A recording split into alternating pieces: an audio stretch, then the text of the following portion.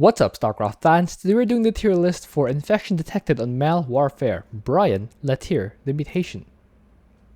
Mal Warfare is a map of escorting a transport that purifies security terminals of a rogue AI. We win by purifying 5 terminals, but lose if enemies or suppression towers destroy the transport. Enemy buildings spawn infested. Enemies spawn doodlings on death.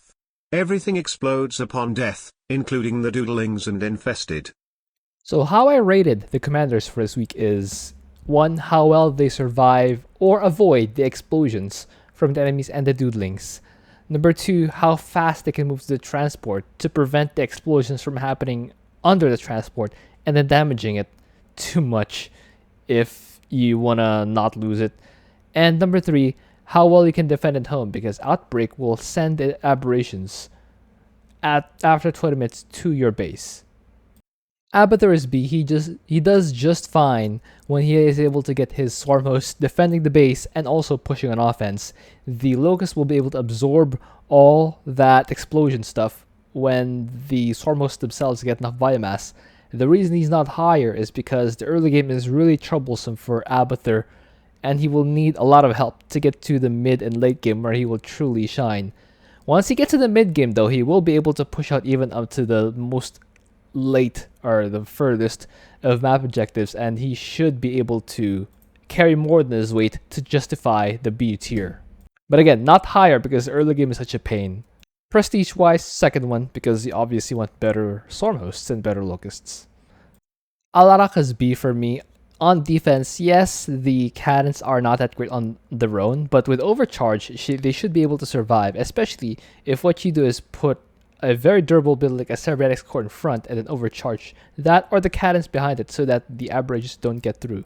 On offense, Ascendants are able to clean out the waves, and Alarak has to make sure to push back the waves so that the explosions don't occur at your Ascendants, they just occur further away. That is the key. Ascendants to destroy the enemy and the doodlings, and Alarak to make sure the explosions are pushed out away from your Ascendants. That's good enough for B. Not higher because yes, the overcharge and cancel will be effective, but it's not amazing. It's only effective, which is B. Prestige wise, you probably still want the third one since the mothership is just a great anchor for the early game. Also gives the immediate defense for the first wave of infested at 2 minutes. So Alarak goes in B tier. Arcturus is A. He has bunkers that will defend both the base and the transport at terminal from the waves of the doodlings and the explosion. You just have the laborers behind the or behind the bunker to keep preparing it through the explosion. You can make sure to get both upgrades. You can also go earth splitters if you want. You can build earth splitters on the path between the second and third terminals, the one heading north, and also the high ground area near the fourth terminal, that one with the big hybrid where the trapper loops around the fourth terminal to the fifth. Yeah, southwards. Not quite S because he does have to work for it. It's not a free win for Arcturus. That's why it's only A tier. Prestige wise, probably still third one, so they have cheap weapons so that you can set the enemies, or set enemies, throw fire at the enemies and shoot with the blue guns. Artanis' best contribution are his top bars, so you can use shield overcharge to protect your guys somewhat, and Archon dudes to absorb some of the hits, and the doodlings, but it doesn't really scale well. Yes, you can push eventually. It's a weaker version of Abathur because the Dragoons still don't generate free units that you can throw at the enemy. With the doodlings, you will definitely need Zealots in front to just absorb the damage. It just strains you so much for resources, and that's even harder when you have to push forwards and make sure that you have both defenses at home from the aberrations and the pushing force of Dragoons move. You can do the same thing as Alarak did with the Cyber Core and the cannons behind. However, you don't have the overcharge like Alarak does, and that's a lot weaker. And its offense is also weaker because Dragoons don't deal splash damage. You can use High Templar, but they are a lot more vulnerable against the explosions. So use them at your own risk. That's why Artanis is D tier. He just doesn't have the firepower to do equal contribution. Like I said, his defense is weaker than Alarak's. His offense is weaker than just about anyone else on this list. So yeah, in his ability to absorb the explosions is entirely dependent on shield overcharge, and you do not have 100% uptime on the shield overcharge. That's why he's only D tier. No prestige because D tier is considered bad. Dehaka is A tier. He can use impalers for defense, maybe a couple of worms here or there. He can use pack eaters to push out, and either Tyrannosaurs or Guardians to defend. You just make sure Dehaka himself or a pack eater is between the enemy and the transport. Make sure that one of these guys is absorbing absorbing the explosions, not the transport, nor your army. Prestige wise, probably still second one just because it's so strong. Either way, that's A tier for Dehaka. Fenix is B tier. I just see him as a sort of alternative for Alarak. Alarak has shield overcharge or structure overcharge at home. Fenix has the Phoenix suit cooldown. Alarak has the Ascendant for pushing and deleting the Dudelings. Phoenix has Kaldi-Waldi. So it's pretty much an equivalent sort of deal. So that's also the same tier. B tier. Second prestige because you want Kaldi to just slice up all those Dudelings before he also gets sliced up by the explosions. Han and Horner does not trade well. Actually, the keyword is trade. They trade against Amon, and that's never a good sign for a mutator like self-destruction because you will lose units faster than you can replace them. And then defense, basically non-existent. So that's all the makings of a D tier commander. No prestige because D tier is considered bad. Not D tier is Karax. He is A tier because he has pristine defense with cannons and shield batteries to make sure that nothing gets through. On offense, you will have a little bit of difficulty. That's why he's not S tier. But once the transport is able to lodge into the terminal, you will be able to defend with the same cannons and top bar sort of deal. It's really only the pushing that keeps him out of S tier. But hey, A tier is still really good. So that's where he goes. Prestige wise, you want third prestige.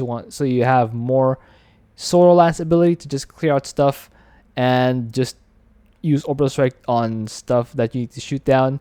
For the suppression towers, you probably need a couple of K-Darren Monoliths to right click them down, or you can also go Mirages or the Immortals to use the Shadow Cannon ability. Kerrigan is B. She's basically Immobilization Wave. That's what she does. On defense, you can have the Omega Worms to spawn between you and your base, and then you can have a couple lurkers behind it, some spine crawlers. That should be fine. The real concern is anything that you build in front to absorb the waves will just melt.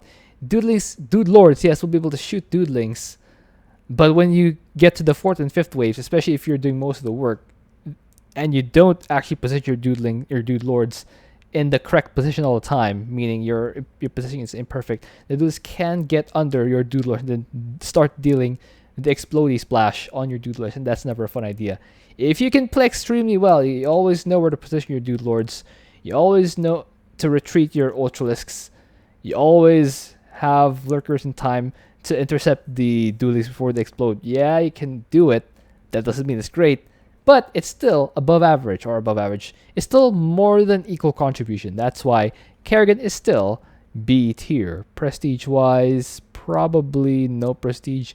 Or second prestige. Second prestige also works. Then again, if you go second prestige, you might not have enough firepower to delete a lot of the wave and the associated Dudelings. So, yeah, probably it would still use no prestige, just so I can also delete the Dudelings and not risk all my guys exploding. But yeah, for most of the game, you will get barbecued units because that's just the way this mutation works. Nova is A tier for me. Yes, she has very expensive units, but she has Ravens that can continuously deploy. Actually, maybe A star instead of just A star, because it is still a bit skill dependent. No, you don't need to be in position. You don't need to know where to be at all times, but you do need to keep dropping the Raven turrets to make sure that the Dudelings don't crawl up under your Liberators and Ravens. It's not as niche of information is where to position your dude lords, but the Ravens, yes, they are still a skill that you need to have. So that's why it's an A star and not an outright A. Prestige wise, I like the first one just because the shotgun Nova is great at making sure that the doodlings that do reach your guys don't have a lot of explosions left. You wipe out most of it with Nova on the assault node. I don't want to use the third prestige here because yeah, you do need assault mode for this one. Raynor, I think, is actually C. His pushing is a little troublesome. It's similar to a Karax sort of deal. His defenses are adequate, not great like Karax. So, actually, you can think of Raynor's bad Karax in this mutation almost. Not bad Karax, terrible Karax. Because he doesn't have Spear of Adun, but he does have a Hyperion, which is much less available. He has bunkers, which are repairable, and they shoot back, but they're not Karax static defense. You also have fire butts to push, so that is something. You do have something to push, but it's really expensive, and is slow to rebuild if you go bio, and pretty much impossible to rebuild if you go for Sky Terran. That's why he's only C tier, because yeah, he's still serviceable. He can totally play the defense. Offense will be quite expensive if you want to go for it. That's why C tier. Prestige wise, probably no prestige or third one. There we go. Stet Boy is S. Very simple reason, he has Zerglings. You have to get, here's the only thing you have to remember, get the second upgrade for the Zerglings, the one that gives them the immortal hardened shields that reduce all the damage from the explosions to a maximum of 10. And when you have Green Zone on, your Zerglings will pretty much ignore a lot of the fire going. Of course, they have 35 health, so if they take 4 explosions at once, it will destroy them. But anything further than that, they probably might be able to heal it up or out heal it, or heal the damage at some point. Yeah. That's why Zerglings are so much more effective. You can use Gary to just throw E-Gorbs. Oh, speaking of, Zerglings are also pretty good at defending, because you can just have Zerglings take 10 hits from an aberration shot. So you can scale much better than Amon. Or at least if you have Zerglings with the Hardened Shield. Prestige-wise, you want the second one, because you want the super-powered E-Gorb from Gary to just delete enemies, including the Doodlings. Stukov is also an S tier for me, because when you go first prestige, you can get Diamondbacks, and Diamondbacks will have a slime trail upgrade from the tech lab that will catch all those pesky Doodlings trying to come to you, and then just take damage and explode before they reach the Diamondbacks. It's glorious. For defense, you can have a bunker, and then maybe a siege tank. That'll take care of most of everything. Maybe have an SCV to repair on patrol. That'll work, but on offense, Diamondbacks work just fine. It's actually pretty easy how far you can just kite everything using Diamondbacks. And for that reason, he is S tier. First prestige is the recommendation here. You can go third, but I think it's slower. It'll probably still work, because third prestige is not very difficult to play. But if you are a competent player, I do recommend the first prestige, because you just micro back. You just dance all day with your Diamondbacks, and Amon can't really reach it with his Doodlings because they don't have speed freaks. Swann is another A tier for me. His defense is actually really good. He's kind of slightly less good Karax, because he does have a laser drill, which will allow him to push an offense, but he doesn't have the Spear of Adun, which will prevent him from dealing splash damage before enemies reach static defense. But once they reach static defense, pretty good, because they have that fire suppression system and that building plating upgrade. So, and that range upgrade also. Oh, and that fire rate upgrade also. The only thing I will warn you about Swann is using the Concentrate Beam too early and setting a wave of Doodlings straight into your base with explosions. So yeah, a caution against that. But that being said, he's still A tier. Still really good. Moving on, Tychus for me is another A tier, because when you have Sirius with his turrets in front, that will reduce the damage, and then you have someone like Crooked Sam sniping the suppression towers, and you can have someone like Nux back home either storming the aberrations, or you can have even much later on, Vega, just standing there and mind controlling the aberrations that come. So you can have 3 outlaws that push. That would be Tychus, Sirius, Nux, and Crooked Sam for the suppression towers.